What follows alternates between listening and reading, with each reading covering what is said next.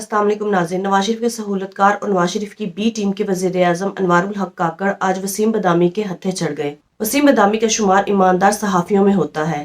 وسیم بدامی نے انوار الحق کاکڑ سے ایسے سوالات کیے کہ انہیں جواب دینا ہی پڑے اور ان کی اصلیت سامنے آ گئی۔ آئیے پہلے ان کی گفتگو سنتے ہیں پھر اس پر بات کرتے ہیں۔ جب آپ یہ جملہ استعمال کرتے ہیں تو آپ کو لگتا ہے کہ شاید یہ الفاظ کا انتخاب بہتر ہوتا ہے، چونکہ اس پہ پچھلے دنوں آپ نے کہا تو بڑی کنٹروورسی بنی کہ جناب پرائم منسٹر کہہ رہے ہیں کہ ریاست تشدد کا اختیار ریاست کے پاس ہے، جس سے ایک پہلو نکلتا ہے کہ جیسے بس ریاست تو پھر جو چاہے وائلنس، یا آپ یہ کہہ رہے ہیں کہ بھائی ریاست کے پاس اگر کوئی شہری ماورائے آئین کام کر رہا ہے تو یعنی جب آپ کہتے ہیں وائلنس کی مونوپلی ریاست کے پاس ہے تو شاید یہ کچھ اور معنوں میں لیا جاتا ہے۔ یہ جس معنی میں بھی لیا جائے یہ ایک اسٹیبلشڈ انٹرنیشنل پرنسپل ہے۔ پولیس کیا کرتی ہے؟ آپ اس کو رائٹ ٹو وائلنس دیتے ہیں نا۔ آپ کسی ایسی صورتحال میں بیٹن چارج کو بھی دیتے، بیٹن چارج وائلنس نہیں ہے۔ I don't know violence is the ideal word for this or not, but of course it has to be regulated by آئین and قانون and ضابطہ نا of course۔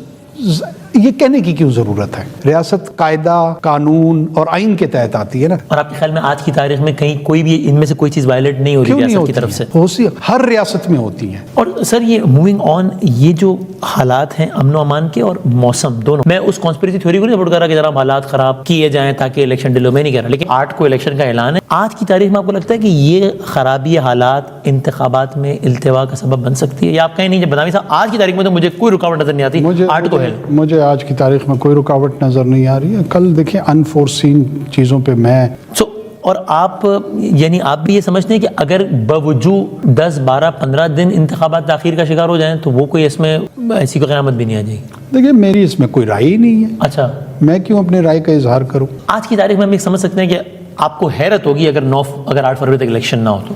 دیکھیں میں دوبارہ آپ کو عرض کر دوں کہ میرے لیے تو اب جو میں اور آپ گفتگو کر رہے ہیں، میری انڈرسٹینڈنگ یہ ہے کہ 8 کی صبح کو 9 بجے سے 5 بجے کے بیچ میں پولنگ ڈیٹ اور ٹائم ہے۔ الیکشن کمیشن پاکستان ظاہر اقدامات کر رہا ہے اس حوالے سے۔ انہوں نے ایک لیٹر لکھا سیکرٹری داخلہ کو، وزارت داخلہ کو، جس میں پوری تفصیلات لکھی۔ خلاصہ تھا کہ ہمیں تقریباً 3.25 لاکھ بندہ چاہیے فوج کا یا پیراملٹری فورسز کا، اسٹیٹک اور کوئک رسپانس فورس کی صورت میں۔ انہوں نے ساتھ لکھا کہ 7 دسمبر تک ہمیں اس کا جواب بھی دیں تاکہ ہم اکارڈنگلی ارینجمنٹس کریں۔ ٹو مائی نالج وہ جواب تک گیا نہیں ہے، تو کیا ہے اس پہ گورنمنٹ کا رسپانس دے سکتے ہیں؟ اس میں یہ ایک ڈیو ڈیلیجنس ہوتی ہے، اس پہ ایکسرسائز ہوگی۔ 7 نہیں تو 8 تاریخ کو مل جائے گی، 8 نہیں تو 13 تک جواب داخل کر دیں گے۔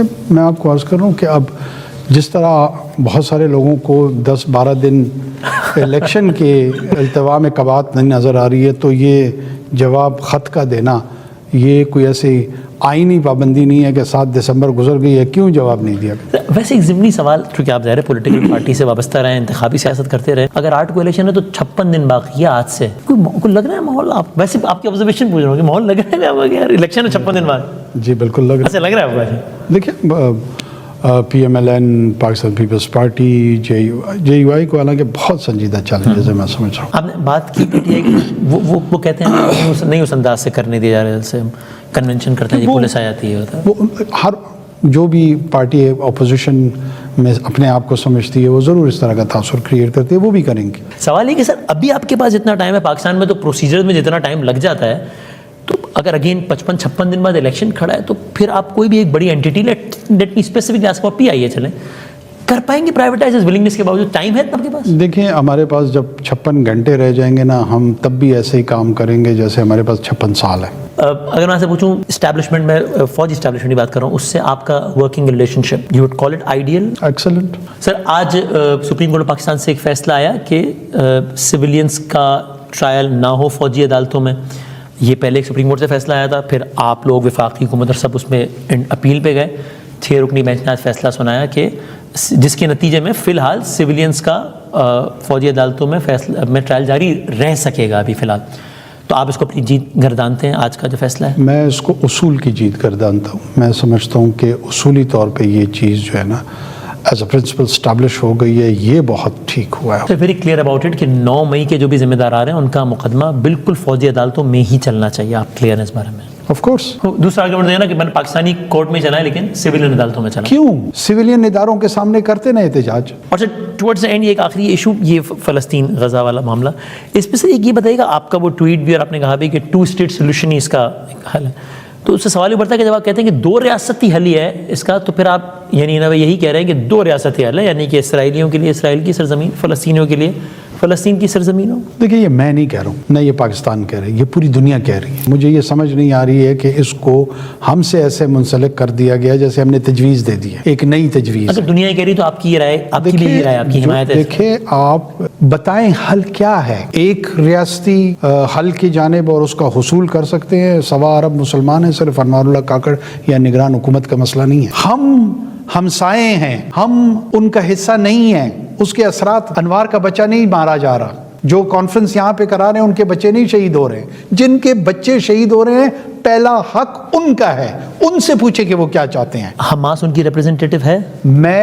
یہ فیصلہ بھی فلسطینی کریں گے، میں اور آپ نہیں کریں گے. کر چکے نا، غزہ میں انہوں نے منتخب کیا. حماس کہتی ہے اسرائیل نہیں چاہیے. دیکھیں نہیں چاہیے. ہماری طرف اس چیز کو دھکیلنا کہ جیسے ہم یہ تجویز کر رہے ہیں، یہ تاثر درست نہیں ہے. جب پوری دنیا نے اوسلو ایکارڈ کے تحت ایک طرف یاسر عرفات اور دوسری طرف یزاک رابن کھڑے ہوئے تو 2 ریاستی حل ہی کی بات ہوئی، اور اس کو مور اور لیس پوری عرب دنیا اور اسلامی دنیا کی سپورٹ حاصل ہوئی. فلسطینیوں کی سپورٹ تھی. فلسطینیوں میں یاسر عرفات کے حوالے سے بڑی کرٹیسزم نہیں ہوئی اس کے بعد؟ دیکھیں یہ حق بھی فلسطینیوں کو دینا چاہیے کہ ان کی نمائندہ تنظیم کون ہے. آج کی تاریخ میں تو حماس ہے نا. دیکھیں ادھر حماس ادھر پی ایل او. میں آپ کو یہ 2 بڑی اور یہ دونوں کہتے ہیں کم از کم حماس تو بہت واضح ہے کہ اسرائیل نہیں چاہیے. پی ایل او تو نہیں، میں نے حماس کی اتقا، میں نے کہا یہ ان کا کام ہے، یہ ان کا موقف ہے. تو لہٰذا صرف اور صرف کسی ایک نگران حکومت کو اس بنیاد پہ ٹارگیٹ، یہ بہت کمپلیکیٹڈ اور بڑا مسئلہ ہے. میں اس میں یہ اتنا سادہ نہیں ہے. سر جب ہم اس تجویز کو، میں نہیں کہہ رہا آپ نے تجویز انیشیٹ کی ہے، بحث ہے جس میں آپ کی بھی رائے ہے کہ ہاں یہ ہونا چاہیے. جب ہم اسرائیل کو سپورٹ کرتے ہیں تو ان اے وے ہم اسرائیل کے وجود کو ہی نہیں تسلیم کر رہے، جو کہ اور قائد اعظم کے اس بیان سے نہیں روگردانی کر رہے جس میں وہ کہتے ہیں کہ تو اسرائیل ایک ناجائز بچہ ہے امریکہ کو، نہیں ہونا چاہیے، اس کا وجود کے خلاف. ہم اس کے اگینسٹ نہیں جا رہے ہوتے کیا؟ دیکھیں بہت سارے لوگ اس کا ریفرنس دیتے ہیں. قائد اعظم رحمہ علیہ، پابندی نہیں ہے قائد اعظم کی اس پوزیشن پہ چینج ہونے کی. اگر پاکستان کا پارلیمان اس پہ سوچ و بچار کرتی ہے اور قائد اعظم کے جس نتیجے پہ پہنچے ہیں اس کے ادروائز پہنچتے ہیں تو یہ کوئی کفر کے زمرے میں نہیں آتا، یہ ہو سکتا ہے. اسی کانفرنس کا حوالہ دیتے ہیں، اس میں اسماعیل ہانیہ کہتے ہیں دنیا میں مسلمانوں کے سب سے بڑے دشمن یہودی ہیں. پاکستان ایک مضبوط ملک ہے، اگر پاکستان اسرائیل کو دھمکی دے تو جنگ رک سکتی ہے. پاکستان سے بڑی امیدیں ہیں کہ وہ اسرائیل کو پسپائی پر مجبور کرے. ان کے اس بیان پر حکومت پاکستان کے سربراہ کا تبصرہ. دیکھیں اب پاکستان کے، میں دوبارہ عرض کروں گا آپ کو کہ سب سے پہلے تو جو 24 کروڑ پاکستانی ہیں ان کا کیا مفاد ہے، کسی بھی پاکستانی حکومت کو سب سے پہلے وہ سوچنا ہے. ناظرین، جس طرح سے انوار الحق کاکڑ نے کہا کہ قائد اعظم کی کوئی بات نہ ماننا کفر نہیں، اگر آج یہ وزیر اعظم ہے اور ان کی کوئی بات نہ مانی جائے تو کیا یہ ایکشن نہیں لیں گے؟ یا پھر کوئی بھی طاقتور حلقہ جب اپنی کوئی بات منواتا ہے اور اس کی کوئی بات نہیں مانتا تو کیا وہ ویسے ہی بیٹھا رہتا ہے؟ ناظرین، جس طرح کا سلوک عمران خان کے ساتھ کیا گیا اس کی بھی یہی وجہ ہے کہ انہوں نے ان کی بات نہیں مانی، یعنی ان کے مطابق نہیں چلے تو انہوں نے عمران خان کو جیل میں ڈال دیا، اور عمران خان کی پارٹی کا حال تو آپ سب کے سامنے ہے. اسی طرح انوار الحق کاکڑ کو شرم آنی چاہیے. قائد اعظم پاکستان کے بانی ہیں، انہوں نے کچھ سوچ سمجھ کر ہی یہ کہا ہوگا کہ ہم اسرائیل کو تسلیم نہیں کریں گے، صرف فلسطین کا حق ہے. آج انوار الحق کاکڑ کا کہنا ہے کہ قائد اعظم جو بھی کہتا ہو، لیکن میں تو کہتا ہوں کہ ہمیں فلسطین کے ساتھ ساتھ اسرائیل کو بھی تسلیم کر لینا چاہیے اگر وہ فلسطین کو الگ ریاست بنانے کا حق دیتے ہیں. یہاں سے اندازہ ہوتا ہے ناظرین کہ ہمارے ملک میں کچھ لوگ ایسے بھی ہیں جو طاقتور لوگوں کے ایجنڈوں اور ان کے نقش قدم پر چلتے ہیں. دوسری طرف فوجی عدالتوں کی بات کی جائے تو عدالتیں پہلے ہی یہ فیصلہ دے چکی ہیں کہ سویلینز کا ٹرائل فوجی عدالتوں میں نہیں ہوگا، لیکن اس ملک کی بدقسمتی ہے کہ طاقتور حلقوں کے پریشر کی وجہ سے یہ فیصلہ پھر سے کورٹ میں چلا گیا ہے. انوار الحق کاکڑ جو نواز شریف کے سہولت کار ہیں اور نواز شریف کے سہولت کاروں کے بھی چیلے ہیں، ان سب کا یہ ماننا ہے کہ فوجی عدالتوں میں سویلینز کا ٹرائل ہونا چاہیے تاکہ عمران خان سے بھرپور قسم کا انتقام لیا جا سکے. ناظرین، جس طرح سے انوار الحق کاکڑ کو پیش کیا گیا، ان کا یہ تاثر تھا کہ یہ ایماندار ہوں گے اور نیوٹرل ہوں گے، لیکن اب انہوں نے اپنا اصلی چہرہ دکھانا شروع کر دیا ہے. سب پر یہ بات عیاں ہو چکی ہے کہ انوار الحق کاکڑ بھی چاپلوس اور طاقتور حلقوں کے غلام بن کر وزیر اعظم بنے ہیں. ناظرین، آپ کی اس بارے میں کیا رائے ہے؟ کامنٹ میں ضرور بتائیے گا. اگلی ویڈیو میں ملتے ہیں، تب تک کے لیے اللہ حافظ.